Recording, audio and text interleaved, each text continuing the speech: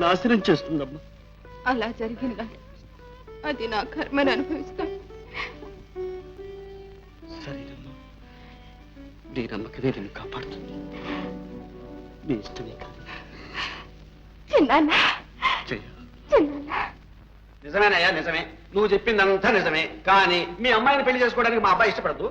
వాళ్ళిద్దరూ ప్రేమించుకున్నారండి. ప్రేమ? ఇగో మీ అమ్మాయి సంగతి నాకు తెలియదు, కానీ మా వాడికి మాత్రం ప్రేమ గీమ అనే లేనే లేవు. ఒకవేళ ప్రేమించాడే అనుకో, అంత మాత్రం పెళ్లి చేస్తావా? అంతే కదండి, పెళ్లి చేసుకుందామని నిర్ణయించుకున్నారు కూడా. వాళ్ళెవరయ్యా నిర్ణయించుకోవడానికి? పెళ్లి చేయడం మానడం అనేది నా ఇష్టం, నేను వాళ్ళ అబ్బాని. అలా అనకండి. వాళ్ళిద్దరూ ప్రతిరోజు కలుసుకుంటున్నారు.